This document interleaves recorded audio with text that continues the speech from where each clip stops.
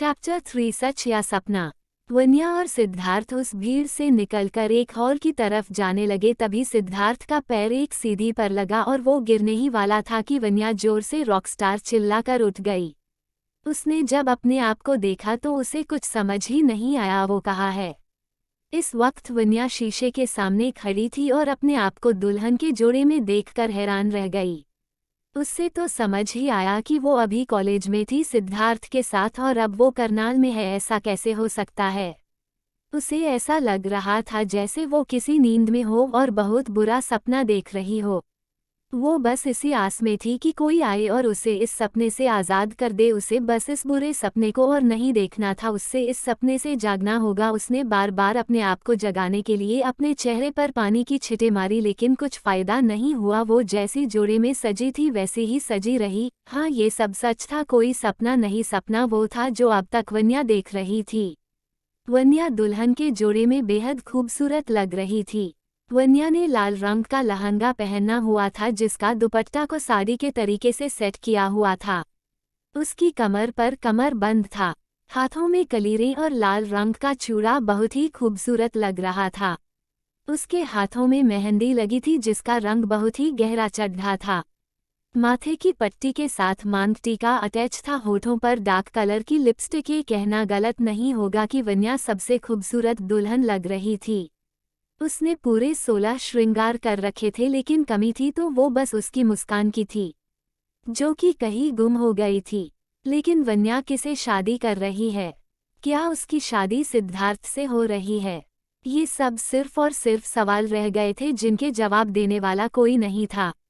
इतने में ही उसके कमरे का दरवाजा खुला और उसकी मम्मी आई उससे अपने साथ ले जाने के लिए। उसे अपनी मम्मी को रोककर कहा, मम्मी कहाँ ले जा रहे हो मुझे, और सिद्धार्थ कहाँ है? मेरी शादी इतनी जल्दी क्यों कर रहे हो? अभी मुझे अपने सपने पूरे करने हैं। आप सबके साथ बोलो ना मॉम, क्या हो रहा है ये सब? उसकी मम्मी की आंखों से सिर्फ आंसू बह रहे थे। शायद आंसू ही जवाब बनकर आए थे, बस समझने वाला चाहिए था। वन्या ने जब अपनी मां को कुछ कहते न सुना तो उसने अपना फ़ोन उठाया और सिद्धार्थ का नंबर ट्राई करने लगी, जो कि रॉकस्टार के नाम से सेव था, लेकिन यहाँ भी उसे कोई जवाब नहीं मिला। फिर उसके दिमाग में कृति का ख्याल आया। वन्या ने कृति को भी कॉल करे पर कोई फ़ायदा नहीं हुआ, उसका फ़ोन भी बंद आ रहा था। अब सिर्फ वन्या के पास एक ही रास्ता था, अपनी मम्मी के साथ जाना। तब भी उसे कुछ पता चल पाएगा कि आखिर ये सब हो क्या रहा है। वहीं दूसरी तरफ एक लड़का अपने कमरे में शेरवानी डाले अपने काम में मगन था।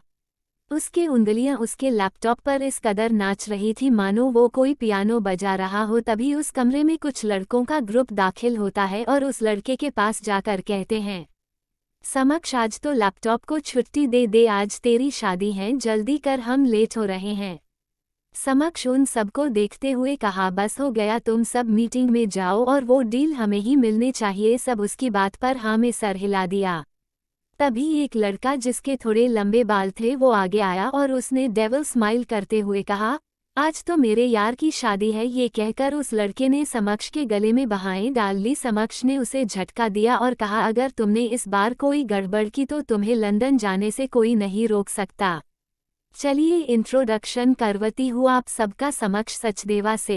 इनके नाम की तरह इनकी हाइट भी 6 फीट लंबी है और ये बिजनेस वर्ल्ड के शिखर पर है। इनकी ताकत का अंदाज लगाना मुश्किल था। समक्ष सचदेवा बिजनेस वर्ल्ड के साथ साथ माफिया वर्ल्ड से भी रिलेशन रखता था, बस इन्होंने कभी अपनी पब्लिक अपीयरेंस नहीं दी तो बहुत कम लोग हैं जो बाय फेस जानते हैं।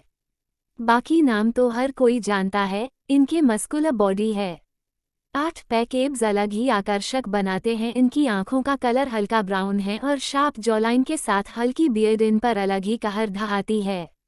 ये वन्या से शादी क्यों कर रहे हैं ये आपको आगे पता चलेगा। वही लंदन जाने का नाम सुनकर वो लड़का मुंह बनाकर बैठ गया और फिर उसने कहा, यार कम से कम भाभी से तो मिलवा दे, आखिरी हम भी देखे कौन है जिसने तुझे क्लीन बोल्ड कर दिया पहली ही बॉल में।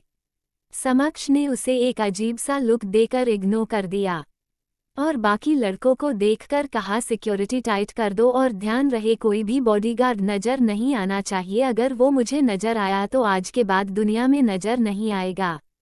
और हाँ, जब तक मैं ना चाहूँ तुम में से कोई भी उससे नहीं मिलेगा, अंडरस्टैंड। तो सबने अपना सर हाँ में हिला दिया और फिर समक्ष वहाँ से चला गया।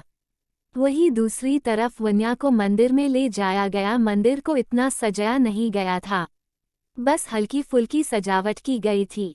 वन्या कार से उतरने के बाद हर एक चीज को बड़े ध्यान से नोटिस कर रही थी, मानो वो हर एक चीज में अपने सवालों के जवाब खोज रही हो। तभी कोई आकर उसका हाथ पकड़ता है। जब उसने नजर उठाकर सामने देखा तो उसके पापा उसका हाथ पकड़कर मंदिर के अंदर ले जा रहे थे। उसने अपने पापा को अच्छे से नोटिस किया और बीच रास्ते में ही हाथ छुड़ा कर कहा, पापा ये सब क्या हो रहा है? आप ऐसा कैसे कर सकते हैं?